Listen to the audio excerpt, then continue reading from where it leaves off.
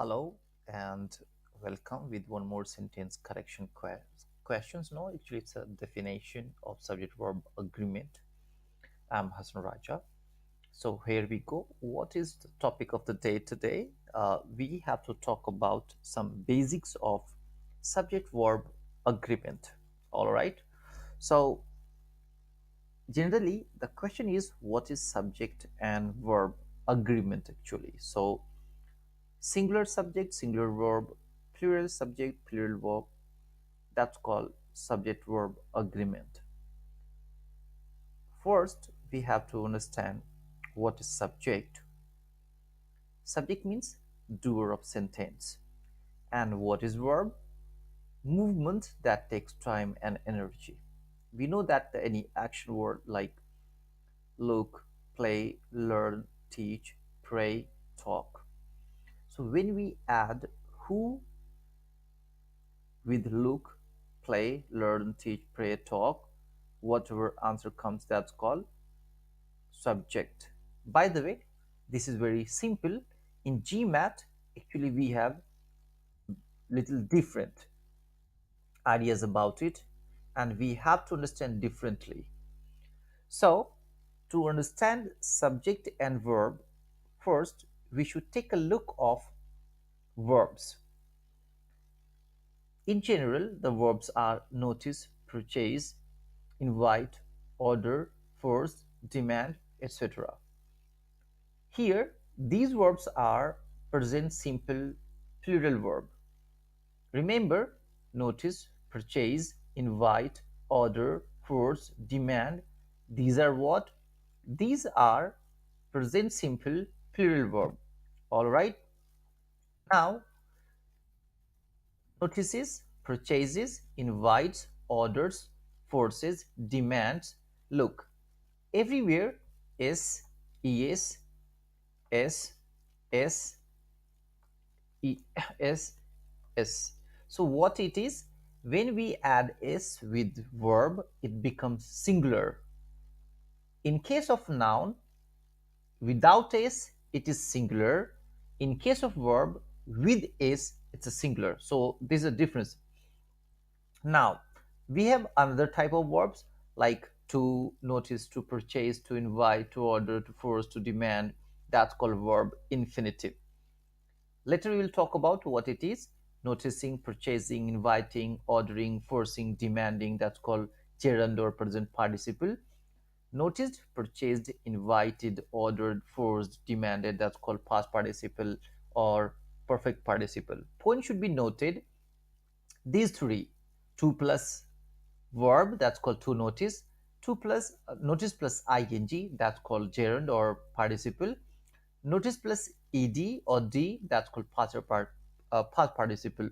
These all three are not for subject verb agreement. These three are for tenses and other parts. Remember, for subject verb agreement we need present simple plural and present simple singular verb. Now, if we go ahead, as we discussed about to plus verb, verb plus ing, verb plus ed, it's mean these are not for subject verb agreement. By the way, for subject verb agreement, we have very limited area that's called is, was, has, does, verb plus ses, are, were, have, do. Now, point is, when we look at Gmat sentence correction, first we should look at singular verb, then plural verb, or first we should look at verbs and we should identify whether it's a singular and plural. So these are 8, those fall under verb agreement. Except these, all comes tenses issues. All right. After looking at verbs, what we do, we should move ahead to identify subject. To identify, to spot subject, we have some specific rules. And because Gmath gives a lot of words together with verb, in that case it seems a little difficult to identify. But if we look at some strategies, ideas, rules, automatically we can identify. Fine. So here we go. Rule number one, that's called before first preposition. What we should do? First, we should look at verb, and after that, we should go back and then should look at preposition. Whatever words come before first preposition called subject. Okay, so here subject is the cars. Now what to use? The cars contain, not contains. All right. Rule number one, before first preposition. Second, before first comma. Remember, if verb falls just after comma, if verb falls just after comma, we should come back to first comma. And whatever words come before first comma is subject. In between commas, there is no relation for subject verb agreement. So, George Bernard Shaw was vegetarian, right? So here it should be was, and the word Mahatma Gandhi, Mountbatten, it will not work for subject verb agreement. Okay. Third rule is, in case of preposition before, in case of comma before, but in case of or and nor, remember, in case of or and nor, subject will fall after or and nor. All right. So here look at neither Hassan nor his parents. So what it is? Nor. And what is after nor? His parents. So his parents are. All right. Look at the second sentence. Neither his parents nor Raja. In case of it, after nor, that's called Raja. That is why is. Okay. Rule number 4.